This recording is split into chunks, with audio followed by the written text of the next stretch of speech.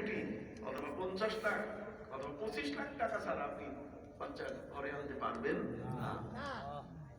কারণ যে 5 মাসে বাচ্চা জন্ম নিচ্ছে, কিন্তু এটা যদি 7 মাস হয়, 8 মাস হয়, 10 মাস হলে দেখেন পূর্ণ হ্যান্ডসাম। কথা বুঝেন নাই? হ্যান্ডসাম বুঝেন? একেবারে পরিপূর্ণ, তার মধ্যে কোন রকম ভাবে ত্রুটি বলতে গেলে কোথাও কিছু থাকে না। তার চোখ দুইটা, তার হার্ট, তার কিডনি সবগুলো অতি শক্তিশালী হয়ে পৃথিবীতে তার সাথে চলে আসে। ফলে এগুলো সহজে নষ্ট হয় না। 10 মাস 10 দিন যে রোগটা মায়ের গর্ভে থাকার সুযোগ পেয়েছে, তার আর জীবনে কোনোদিন চোখের রোগ হবে না, জীবনে কোনোদিন সে হাড়ের রোগে ভুগবে না। কারণ সে মায়ের পেট থেকে যেটা নিয়ে আসছে এটা বড় শক্তিশালী। এটার মধ্যে নাট বল্টু এমন ভাবে আল্লাহ লাগাই দিয়েছেন যে নতুন করে এটার মধ্যে আর কিছু এটা সংযোজন বিয়োজন করার প্রয়োজন নাই। ডাক্তাররা সবাই দেয় না, ডেট দিয়ে দেয়, এর আগে কেসি মানে কথা বল না, সিজার কথা বুঝেন নাই, কেসি লাগায়। সম্মানিত সুধী, আল্লাহ পাক রব্বুল আলামিন মায়ের সম্পর্কে তিনি আমাদেরকে জানিয়ে দিলেন। পৃথিবীর মানুষ জানে না মাকে। আপনি আমেরিকায় যান, জরস্তুস নামে একজন ব্যক্তি আছে, সে তার মাকে রেখে জঙ্গলে পালায় গেছে। বড় মাপের একজন জ্ঞানী মানুষ, অনেক বুদ্ধিমান, জ্ঞানটা মনে হলে মাথার মধ্যে এমন ভাবে অবস্থান করছে যে বুদ্ধি গিজ গিজ করতেছে, জ্ঞানের মহাপণ্ডিত, অথচ সে লোকটা জঙ্গলে পালায় গেছে। তাকে জিজ্ঞেস করেছে তার বন্ধুরা, তুমি জঙ্গলে আসছো কেন? বলছে যে আমি বাড়িতে থাকবো না। কারণ কি? আমার মায়ের মুখ আমি দেখবো না। কেন মায়ের মুখ দেখবে না? মায়ের মুখ দেখলে আমি অপরাধী হব, মায়ের মুখ দেখলে আমি গুনাহগার হব, আমি পাপী হব। জিজ্ঞেস করছে মায়ের মুখ দেখলে তুমি পাপী হবে, কারণ? কারণ হচ্ছে একটাই, যে মা হচ্ছে মা হওয়ার জাতি, আর মা হওয়ার জাতি বাবা আদমকে যদি গন্ধম না খাওয়াইতো জান্নাত ছেড়ে আমরা এখানে আসতাম না। যে পৃথিবীর কষ্ট টষ্ট সবই মা হওয়ার কারণে হয়েছে। এই জন্য মায়ের জাতিকে আমি পছন্দ করি না। দেখছেন শয়তানিরও তো সীমা আছে। হ্যাঁ, মায়ের মুখ সে দেখবে না। আর আমার নবী বলছেন মা মিন ওয়ালাদিন বারিন ইয়ানজুরু ইলা ওয়ালিদাইহি ইলা ওয়াজহি ওয়ালিদাইহি নাজরাত রাহমাতিন ইল্লা কাতাবাল্লাহু লাহু বিকুল্লি নাজরাতিন হাজ্জাতাম মাবরুরা।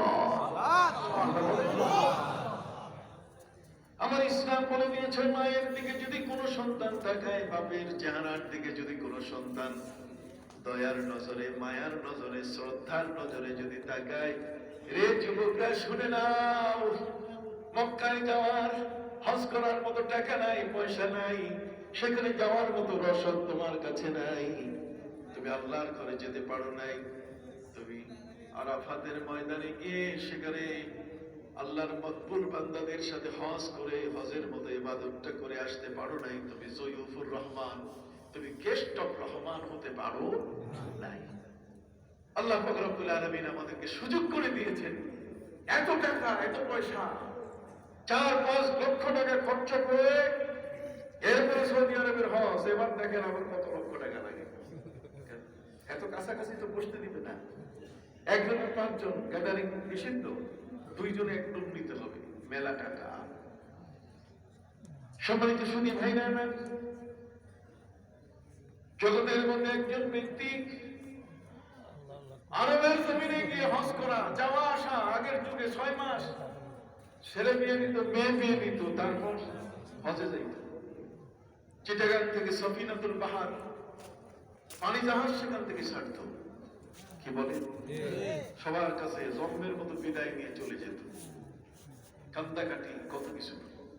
আর এখন বলছে থাম আমি আসতেছি, থাম আমি 6 ঘন্টা লাগে যাইতে, আর 6 ঘন্টা লাগে কি সোজা।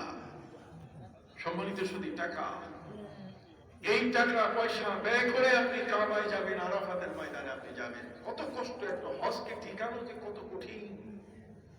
একটা হজ এটা নষ্ট হয়ে যায় যে কত সহজ ভাবে আপনি কল্পনা করতে পারেন। আল্লাহ বলেন তোমার হজ নষ্ট হওয়ার কিন্তু কারণ আছে।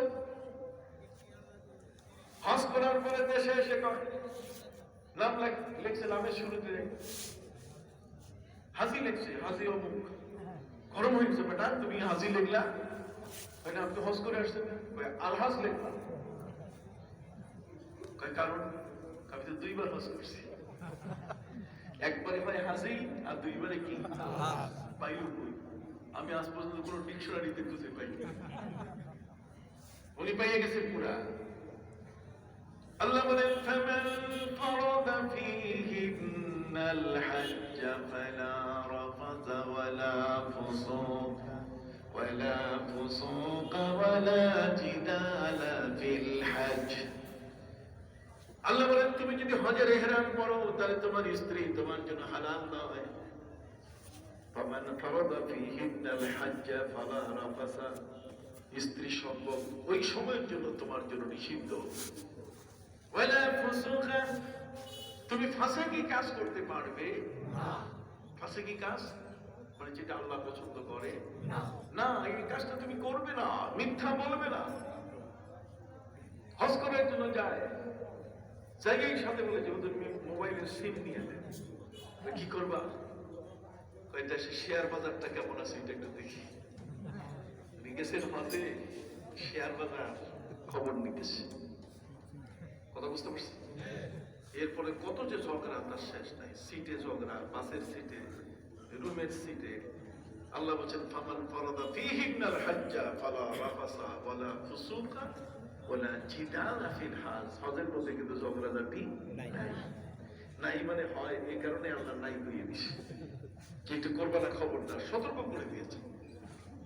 একটা হজকে পারফেক্ট করতে কত যে কঠিন। আমি প্লেনে যাচ্ছি, দেশের একজন বড় মাপের মানি একজন মানুষ, সম্মানী মানুষ, রাষ্ট্রের একজন বড় কর্মকর্তা, ইহরামের কাপড় পরে প্লেনে বসছে। আমি বললাম কই যা? মক্কা শরীফে যাচ্ছি হজ করতে। হজ করলে আপনার ইহরাম দেখুন না, কিরকম? উনি ইহরামের কাপড় পরছে, ভিতরে গেঞ্জি আছে, গেঞ্জি সহ ইহরামের কাপড় পরছে। আমি বললাম খুলে তাহলে হবে না, এরপরে আরো খুলে যান, উপর নিচ সব। কথা বুঝেন? একটু খোলাইয়া তারপর নাকি আমি ইহরামে পরে গেলাম। মানে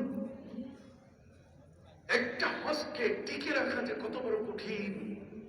একটা হজ মান হাজ্জা, যে ব্যক্তি হজ করলো, ওয়ালাম ইয়ারফাস ওয়ালাম ইয়াফসুক রাজা কাওয়ালাদাতহু উম্মু। একজন ব্যক্তি হজ করলো, হজ করতে গিয়ে কোনো মিথ্যা বলবো না, অসৎ কিছু করলো না, তাহলে সেই লোকটা ঘরে ফিরবে যখন মা তাকে এখন জন্ম দিয়েছে। কাবা ঘর দেখে চোখের গুলো ঝরে যায়, গায়ের গুলো ঝরে পড়ে, তওয়াফ করে। আরাফাতের ময়দানে যে ব্যক্তি যায় তাকে ঈমান আনতে হবে, আল্লাহ আমার জীবনের গুনাহগুলো মাফ করে দিয়েছে, আমি নিষ্পাপ হয়ে ঘরে ফিরতেছি। ঠিক এমনি করে একজন ব্যক্তি যখন মক্কা মদিনায় হজ জিয়ারতে যায়, জিয়ারতে হারামাইন শরীফাইন, তখন সেখানে গিয়ে তার সবচেয়ে বড় নসিব হয় জমজম পানি পান করার। জমজম পানি হচ্ছে মাউ জমজম, শিফাউ সুকমিন ওয়া তুআমু তুমিন। আমার নবী বলেন জমজম পানি হলো সমস্ত রোগের ঔষধ, এবং এটা হলো সমস্ত খাদ্যের ক্যালোরি এর মধ্যে আছে। এই জমজম পানিটা, এটা আল্লাহর জান্নাত থেকে সাপ্লাই হয়। আল্লাহর জান্নাতের মধ্যে 4টা নহর আছে, 4টা নদী আছে জান্নাতে। সেখানে শরাবের নহর আছে, পানির নহর আছে, মধুর নহর আছে, দুধের নহর আছে। এই সমস্ত 4টা নদীর পানি একসাথে মিক্স হয়ে এটা শিশিরের মতো, সকালবেলায় যেমন গাছের পাতার উপরে শিশির বিন্দু পড়ে, ঠিক এমনি করে কাবা ঘরের উপরে অনবরত আল্লাহর জান্নাত থেকে এই শিশুর শিশির বিন্দুর মতো সেটা ঝরছে পড়ছে। সেখান থেকে হযরত আসওয়াদ হয়ে ওই কূপের মধ্যে পড়তেছে, একটা ছোট কূপ। আর যখন পড়তেছে তখন আওয়াজ হচ্ছে জম জম জম জম, নাম হয়ে গেছে কি জমজম। এই পানিটা কত বরকতি পানি। হাজী সাহেব হজের সময় এটা তার কপালে নসিব হয়। এক মুসাফির অপর দিক থেকে কাবা ঘর দেখা, তার তওয়াফ করা, হাজরে আসওয়াদ চুমু দেওয়া, মিনা আরাফাতে যাওয়া, শয়তানকে পাথর মারা, সাফা মারওয়া সাই করা, এই সবগুলো কাজ যদি কাউন্ট করে, আমি হজের উপরে বই লিখেছি, এত বড় মোটা বই, এই সমস্ত বই পুরোটাই দরকার নেই। খালি মায়ের দিকে যদি একবার তাকায়, সুবহানাল্লাহ বলেন, সুবহানাল্লাহ। খালি বাবার চেহারার দিকে যদি একবার তাকায়, এটা আবহাওয়াই আছে। মা বাবার দিকে যদি কোন সন্তান রহমতের নজরে তাকায়, তাহলে ইল্লা কাতাবাল্লাহু লাহু হাজ্জাতান মাবরুরা, সুবহানাল্লাহ, আল্লাহ তাআলা তার আমলনামায় একটা মকবুল হজের সওয়াব লিখে দেন। সুবহানাল্লাহ। সাহাবায়ে কেরাম জিজ্ঞাসা করলেন, ইয়া রাসূলুল্লাহ, ইয়া হাবিবাল্লাহ, ওয়া ইন নাযারা মিআতা মাররাতিন, যদি শত সহস্রবার যদি তাকায়, শতবারও যদি তাকায়, নবীজি বলছেন শত সহস্রবার যতবার তাকাবে, প্রত্যেকটা নজরে, প্রত্যেকটা দৃষ্টিতে এক একটা হজের সওয়াব তার। কাবা, মিনা, আরাফাত, মুজদালিফা, কত বার না, হযরত আসওয়াদ, মাকাম ইব্রাহিম, সাফা মারওয়ার সাই, আর 3 শয়তানের পাথর মারা সহ যতগুলো ইবাদত আছে, সমস্ত ইবাদতের জিষ্ট হলো মায়ের চেহারা। সুবহানাল্লাহ। মায়ের চেহারার দিকে যখন তার সন্তান তাকায়, এই চেহারাটার দিকে তাকাইলেই ওই হজের সওয়াবটা তার আমলনামায়। সুবহানাল্লাহ। ইল্লা ইল্লা কাতাবাল্লাহু লাহু, আল্লাহ নিজেই লেখেন। সুবহানাল্লাহ। আল্লাহ বলেন, মায়ের দিকে তাকালে, বাপের দিকে রহমতের দয়ার নজরে যদি তাকায়, ইল্লা কাতাবাল্লাহু লাহু, এখানে আরেক কথা আছে, আল্লাহ নিজেই লেখেন। ফেরেশতাদের, তোমরা থামো, তোমরা থামো, এটা মায়ের চেহারার দিকে তাকাইতেছে, এটা বাপের চেহারার দিকে তাকাইতেছে, অতএব এটা আমি নিজে লিখব। সুবহানাল্লাহ। ইল্লা কাতাবাল্লাহু লাহু বিকুল্লি নাজরাতিন হাজ্জাতান মাবরুরা। বিকুল্লি নাজরাতিন, কুল্লু শব্দ যখন নাকেরার দিকে ইজাফা হয়, যেমন কুল্লুন নাস বা কুল্লু নাসি, তখন তার মধ্যে প্রত্যেক খন্ড খন্ড এক এক ইন্ডিভিজুয়াল, তার মানে এক এক খন্ড, তার মানে প্রত্যেকটি নজরে। এটা নয় যে সারাদিনের মধ্যে আমি 100 বার দেখছি, কাজে একটা হজের সওয়াব, না না না। আপনি যতবার তাকাবেন, চোখ বন্ধ করে তাকান, আপনি কাবা ঘরের দিকে চোখ বন্ধ করে তাকান, কতক্ষণ না, চোখ বন্ধ করে তাকান, আপনি দেখবেন আপনার আমলনামায় সওয়াব আসতেই আছে, যতবার চোখের। এই জন্য সম্মানিত সুধী, 120টি রহমতের মধ্যে কত তওয়াব যারা করেন, কতক্ষণ, কাবার দিকে যারা ফিরে নামাজ পড়েন, যারা কাবার দিকে তাকান, আল্লাহ তাআলা তার সওয়াবগুলো দান করেছেন। এ কারণে কাবার দিকে তাকালে সওয়াব হয়, চোখের গুনাহ, দেহের গুনাহ ঝরে পড়ে। আমি কি করলাম, প্রত্যেকটা জিনিসের ইবাদতের সূচনাটা তো অনেক মজা লাগে। আল্লাহ তাআলা আমাকে তার পবিত্র ঘরে কাবায় এই যাবত প্রায় 35 বার দিলেন। আল্লাহ মাফ করুন, কোন ধরনের যেন গর্ব আমার থেকে না হয়, আমি আমার আমল নষ্ট করার জন্য এখানে আসি নাই। 35 বার আমি হজ করেছি, কত শতবার যে আল্লাহ উমরা আমাকে করাইছেন আমি জানি। আল্লাহু আকবার। আমার কাছে হিসাব, আমি পাসপোর্ট গুলো যখন দেখি তাহলে বের করে হিসাব করতে পারবো, এটা সময় পাই না, হিসাব করে নেয়। সম্মানিত সুধী, আল্লাহর ঘরের দিকে তাকালে পরে চোখের কোণে ঝরে পড়ে যায়। কথা বল না, সুবহানাল্লাহ। কি করব, কতবার দেখলাম মনটার মধ্যে একটা কিউরিসিটি, তখন বললাম বিদ্বেষিত কোরআন শরীফের একটা আয়াত, আলহামদুলিল্লাহি রাব্বিল আলামিন আমার চক্ষু বন্ধ করে আর রহমানির রহিম আরেকবার তাকাইলাম। এইভাবে গোটা কোরআন খতম করেছি বসে বসে, একবার করে একটা আয়াত পড়ছি আর কাবার দিকে তাকাই। মানে আমিলা সালিহান ফালিনাফসি। আপনার ইবাদত আপনি তৈরি করবেন, আরেকজন এটা আপনাকে রুটি ডাল ভাত সব রেডি করে দিতে হবে। জান্নাত তো আপনি যাবেন, খালি বউটার উপরে বিয়াদ চাপ দেন কেন? কথা বলতেন একটু দেরি দেরি করলে তালাক, এক তালাক, দুই তালাক, তিন তালাক, আর কোনো জায়গা নাই। যুবক এখানে যারা আসছেন খবরদার বউ তালাক দেবেন না, খবরদার। আবগাজুল হালাল ইনদাল্লাহি আত-তালাক। আল্লাহর কাছে সবচেয়ে নিকৃষ্ট যেটা সেটা কি? যে বউটা সময় দিল, বিছানার সঙ্গিনী হলেন, আমার সন্তান যিনি দিলেন, কথা বল না, সেই স্ত্রী আমাকে আমার মাঠে ময়দানে, আমার অফিস আদালতে, আমার চাকরির জায়গায় যাওয়ার এই সুবাদে নিজের ঘরটা, আমার ঘরটা পাহারা দিলেন। আর সেই স্ত্রী একটু 19-20 হয়ে গেছে, পান থেকে চুন খুঁজছে, কতক্ষণ না, একটু নুন বেশি হয়েছে, যা একটা লাখ, দুইটা লাখ, তিনটা লাখ, তার মানে একেবারে ধিম ধিম করে ভাদ্র মাসের তাল একসাথে ফেলে দিয়ে, তখন মাথা মগজ ঠিক থাকে না, এসে ভাই হুজুর মাথাটা ঠিক ছিল না, হালাল করে দেন, খবর দাও, তালাকের কোনো পত্র দিবেন না। শাস্তি না নিষেধ করে দিয়েছে। মিথ্যা, শুধু মিথ্যার আশ্রয় দেয় ওই বউটাকে হালাল করার জন্য। কতক্ষণ হয় তখন শুধু মিথ্যার আশ্রয় নেয়, এত বেশি মিথ্যার আশ্রয়। বাঙালি একটাও জানে না তালাক কেমনে তালাক দিতে হয়, বাঙালি একটাও জানে না। পবিত্র কোরআন মাজিদে কোথাও আল্লাহ তাআলা 3 তালাকের কথা বলেন নাই। পবিত্র কোরআন মাজিদে আল্লাহ বলছেন আত-তালাকু মাররাতান ফাইমসাকুম বিমারুফিন আও তাসরিহুম বিইহসান।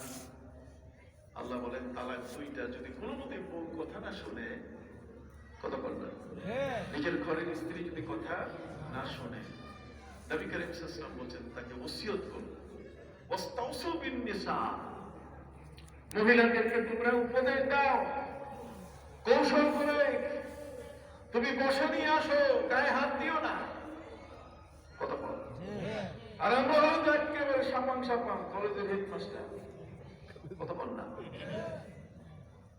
মেয়েদের গায়ে হাত দেওয়া, মেয়েরা হচ্ছে ফুল, এটা একটা গোলাপ ফুল, এগুলোর গায়ে হাত দিয়ে না।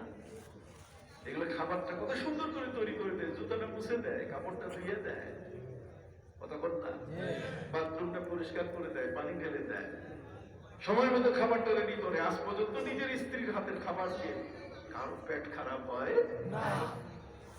কি বলেন ঠিক কি? কত আদর করে, কত যত্ন করে আমার স্ত্রীটা আমাকে 30 বছর 40 বছর সেবা দিলেন। আর একটা মাথার স্ত্রী ঢিল হয়ে গেছে, 1 তালাক, 2 তালাক, 3 তালাক, মাথার মগজ। এখন আবার তালাক দেওয়া শুরু হয়েছে SMS এর মাধ্যমে। SMS এর তালাক, কত বছর নেই মেসেজ দেয়। খবরদার, মাসলাটা বলে দেই, মৌলানার ওয়াজ করে না। এটা সমাজের ভিতরে আমাদের ভঙ্গন সৃষ্টি, শিশুদের জীবন নিরাপত্তাহীনতা। যে শিশুরা আমার ঘরে আছে, সেই শিশুদের জীবনে নিরাপত্তা নষ্ট হয়ে যায়, মার বাবার সাথে আসতে পারে না, কথা কর। তখন এই সন্তান তাদের জীবনে কত বড় কষ্টের ঝুঁকিপূর্ণ অবস্থা তৈরি হয়ে যায়, কথা বল না।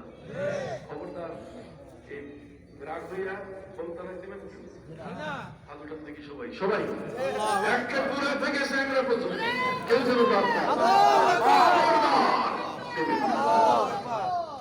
কত ভুল হয় ক্লাসে, কত ভুল করছে উস্তাদ, কত থাপ্পড় মারছে, কি বলেন ঠিক না? ভুল হবে। পৃথিবীর প্রথম মানুষ বাবা আদম আলাইহিস সালাম, তারও তো ভুল হয়েছে। আল্লাহ নিজেই বলছেন ফানাসিয়া আদম ওয়ালাম নাজিদ লাহু আজমা।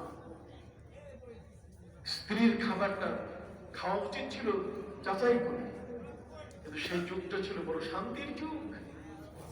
বাবা আদমের সময়টা ছিল বড় মহাশান্তির, সেখানে কোনো এই ধরনের 2 নম্বরই কিছু হয় বলে তার মাথায় ছিল না। সুবহানাল্লাহ, সুবহানাল্লাহ। সে কারণে কবি নজরুল তিনি বলেছেন, দিবসে জগিয়েছ শক্তি সাহস, নিশীতে হয়েছে বধূ, পুরুষ এসেছে মরতিশালয়, নারী জুগিয়েছে মধু। দিবসে জুগিয়েছে শক্তি সাহস, দিনের বেলায় স্ত্রী আমাকে সাহস জুগিয়েছে। স্বামী তুমি যাও, তোমার অফিসে যাও, তোমার ঘরের পাহারা দিব আমি। ঘরের পাহারা আপনি দিবেন। কোরআনে আল্লাহ বলেছেন অকারণা ফি বুয়ুতি কুন্না, কিন্তু আপনি করতেছেন উল্টা। স্বামী গেছে অফিসে, আপনি যেতেছেন তালিমে। কোথায় যেতেছেন? বউ তালিমে যদি যায়, ওই ঘরে শান্তি হবে না। স্টাম্প নিয়ে আসেন, আমি লিখে দিচ্ছি, আমি লিখে দিব। বলবে যে হুজুর এত বড় চ্যালেঞ্জ। চ্যালেঞ্জ হচ্ছে এই কারণে, এই বউটা যখন আরেকজনের ঘরে তালিমে যাবে, কিসের তালিম? যাই ওখানে দেখবে যে আলমারিতে কি সুন্দর সুন্দর, ওই যে শোকেজের মধ্যে কি সুন্দর সুন্দর শাড়ি সাজানো আছে, তার সাবান, রসুন, এত বড় জাপানি, ইটালি, কত ঘন্টা আমেরিকান। এই আমেরিকান এগুলো দেখবে যখন, তখন আসার পরে তো বাংলাদেশ ব্যাংক আর টেলিভিশন শুরু হয়ে যাবে যে তোমার কি আছে? কিছুই নেই। তুমি একটা রসুনও দাও না, একটা ডাব সাবানও নাই। এই যে শুরু হইল তালিম থেকে আসল তালিম।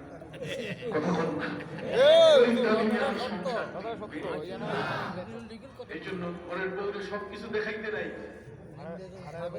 সবকিছু দেখাইতে নাই। নবী করিম সাল্লাল্লাহু আলাইহি ওয়াসাল্লাম বলেন দুইটা চোখের একটা চোখ দিয়ে ভালোবাসবা, আরেকটা চোখ রিজার্ভ রাখবা। কতক্ষণ না? আরেকটা চোখ কি আমার নবী সাল্লাল্লাহু আলাইহি ওয়াসাল্লাম তিনি বলেছেন তিনটা জিনিসের উপরে বিশ্বাস সহজে আনবে না। একটা হলো মাটির উপরে বিশ্বাস করবে না। কতক্ষণ না?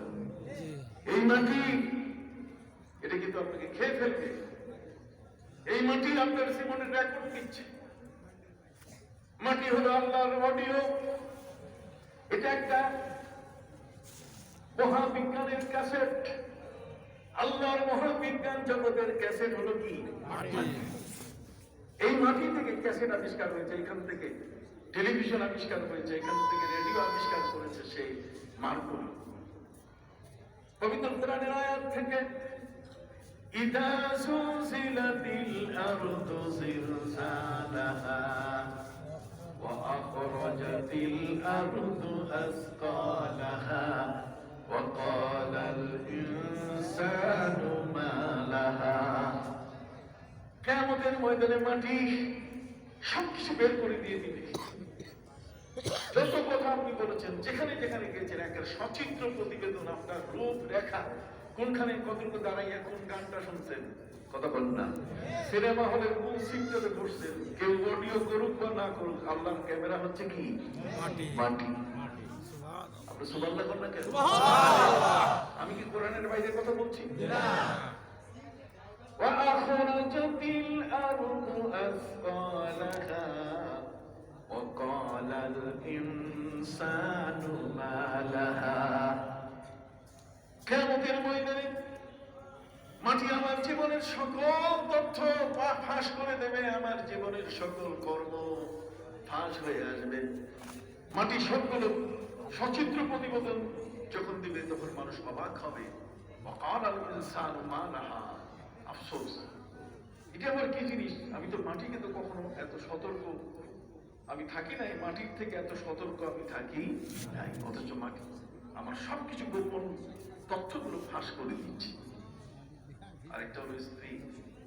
স্ত্রীর কাছে খবর না, তাকে সুন্দর খাওয়াবেন, সবচেয়ে দামি কাপড়টা দিবেন। আর সবচেয়ে বেশি যদি নাও থাকে চাঁদপুর এলাকায়, তাহলে আপনারা দিনাজপুর থেকে কাটারি মুগের চাউল নিয়ে আসবেন। স্ত্রীকে মন মতো খাওয়াই দেবেন, খাওয়াইতে কোনো ত্রুটি করবেন না, কিন্তু মনের গোপন কথাটা কইলে শেষ পর্যন্ত কোনো কারণে যদি ডিভোর্স হয়ে যায়, আদালতে গিয়ে প্রথম বলবে আমি এক নম্বর সাক্ষী।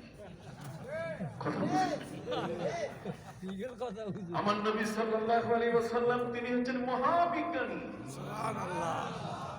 কোথায় কোন ব্যালেন্স আপনাকে রক্ষা করতে হবে, এটা কিন্তু আপনাকে তিনি সতর্ক করে দিয়েছেন। সুবহানাল্লাহ। এই জন্য সতর্কতা। নবীজি বলছেন ওয়াস্তাউসু বিন নিসা, মেয়েদেরকে তোমরা উপদেশ দিবে। নবীজি বলে দিয়েছেন যে মেয়েদের তৈরি করা হয়েছে বাঁকাহার থেকে। কোত্থেকে? কাজে বাঁকাহার মানে কোন বাঁকাহার, কোন জায়গা? এই ভিতরে একটা কঙ্কাল দেখলেন কি? একটা কঙ্কাল দেখলে আপনার মনে হবে যে বাঁকা বলতে গেলে এই যে পিজনের হাত, যেটা এই যে বুকের সাথে এরকম বাঁকা হয়ে আছে। এই হাত দিয়ে ওদেরকে বানানো হয় নাই। আমার মা, আমার স্ত্রী, আমার বোনকে এটা বানানো হয়েছে একেবারে এই যে ঘাড়ের পাশে যে মেরুদণ্ডটা শুরু হয়েছে ওইখানে যে বাঁকা, এই যে ছোটটা, ছোটটা থেকে আস্তে আস্তে বড় হয়েছে। বড়গুলো তো মটকাই ভাঙা যায়, কিন্তু ছোটটা নাকি ভাঙা যায় না। কথা বুঝুন না? নবী করিম সাল্লাল্লাহু আলাইহি ওয়াসাল্লাম বলেছেন আন-নিসা ওয়া শাকাইকুর রিজাল, নারীরা হচ্ছে পুরুষের দেহের অংশ। সুবহানাল্লাহ। এই জন্য মা হাওয়াকে হাওয়া বলা হয়েছে। হাওয়া মানে বাতাস না, হাওয়া হাইয়ুন থেকে আসছে। হাইয়ুন মানে বাবা আদম আলাইহিস সালাম, তিনি জীবন্ত ব্যক্তি। জীবন্ত ব্যক্তির থেকে হযরত হাওয়াকে আল্লাহ ভাই বোনের বিয়ে জায়েজ ছিল। হযরত বাবা আদম আলাইহিস সালাম সন্তান কাকে বলে? যার মধ্যে বাবার অংশ আছে। কথা বল না? যার মধ্যে মা আর বাবার কি আছে? অংশ আছে, তাকে বলে কি? সন্তান। উবুওয়াত এবং বুনুওয়াত, উবুওয়াত এবং বুনুওয়াত তার মানে পিতৃত্ব এবং সন্তান, এই দুটোর সম্পর্ক হতে গেলে একজন আরেকজনের কাছ থেকে তার অংশ ট্রান্সফার হতে হবে। হযরত হাওয়া আলাইহিস সালামের দেহের মধ্যে বাবা আদমের দেহের অংশ ট্রান্সফার হয়েছে। কথা বল। পবিত্র কোরআন মজিদ আপনি খুলে দেখুন, আমি এর উপরে বই লিখেছি নারীর অলংকার, 650 পৃষ্ঠার। নারীরা যেন তাদের স্বামীর সাথে আচরণ ঠিক মতো করে, আর স্বামীরাও যেন তার স্ত্রীর প্রতি দয়ার নজর সবসময় কি রাখে। কারণ নারীদের উপরে ওয়াজিব হচ্ছে সূর্য ডুবার আগে স্বামীর ঘরের বিছানাটাকে সুন্দর করে সাজায় রাখা। বলেন না? সুন্দর করে কি সাজায় রাখা। স্বামী যে খাবারটা পছন্দ করে, স্ত্রী সেই খাবারটা কষ্ট করে হলো স্বামীর টাকা দিয়ে এটাকে রেডি করে রাখবে, যাতে স্বামীটাকে খুশি রাখাই হলো। ومن آياته أن خلق لكم من أنفسكم أزواجا لتسكنوا إليها وجعل بينكم مودة ورحمة। আল্লাহ তাআলা স্বামী স্ত্রীর মধ্যে ভালোবাসা সৃষ্টি করে দিয়েছিলেন যে ভঙ্গ না হয়। কিন্তু দুইজন নবী তাদের স্ত্রীদের নিয়ে বিপদে পড়েছিলেন। কথা বল না? একজন হলেন হযরত নূহ আলাইহিস সালাম, আর একজন হলেন হযরত লূত আলাইহিস সালাম। কথা বল না? ইমরাতা নূহ ওয়া ইমরাতা লূত কানাতা তাহতা আবদাইন মিন ইবাদিনা সালিহাইন ফাখানাতাহুমা। নবীদের মতো ভালো, নবীদের মতো নেককার, নবীদের মতো ভালো আমলকারী জগতে কেউ আছে? আল্লাহ বলেছেন এই দুইজন নারী হযরত লূত আলাইহিস সালামের স্ত্রী এবং হযরত নূহ আলাইহিস সালামের স্ত্রী। নূহ নবী পৃথিবীতে বেঁচে ছিলেন 1340 বছর। আমরা পাইলে তো আল্লাহর কইতাম থ্যাংক ইউ আল্লাহ, পরে দেখা হবে কিয়ামতে। 1340 বছর হায়াত দিলে খুশিতে বাগবাগ হয়ে যাবে। আজরাইলকে বলবে লাড্ডু খাইয়ে দাও, কারণ 1340 বছর আগে আর আজরাইলের সাথে দেখা হবে না, খালি দেখা হবে ক্রিকেট খেলার সাথে। এই 1340 বছরে চুপ থাকে, যত ক্রিকেট আর যত ধরনের বাম্পার এই সবগুলো একটার পর একটা দেখা শুরু করবে।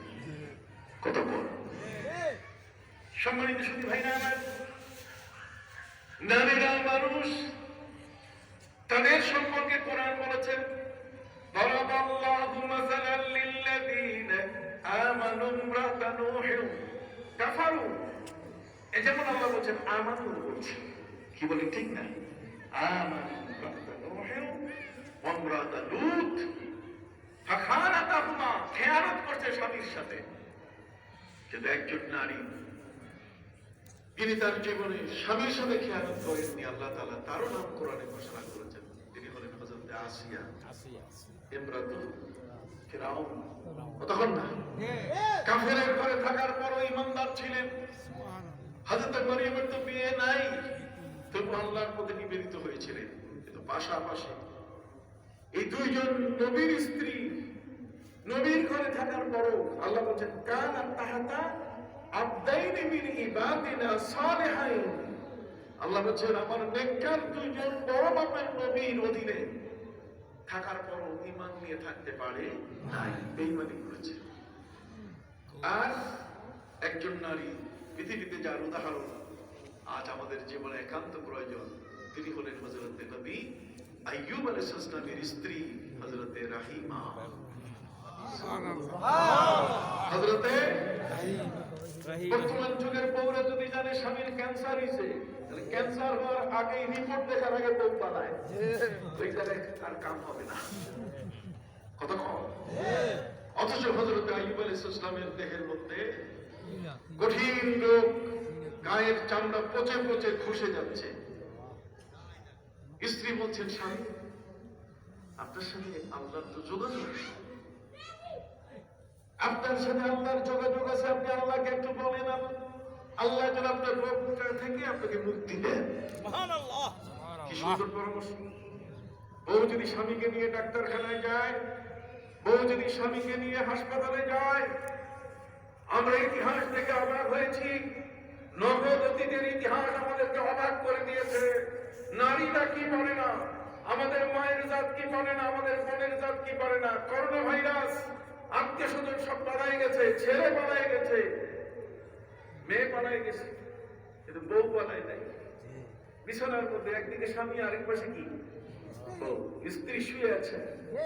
অথচ করোনা ভাইরাস শ্বাস প্রশ্বাসে একটা মানুষকে আক্রমণ করে ফেলে, একটা অদৃশ্য প্রাণঘাতী রোগ। স্ত্রী চায় নাই, স্বামী তোমাকে ছেড়ে যাবো কোথায়?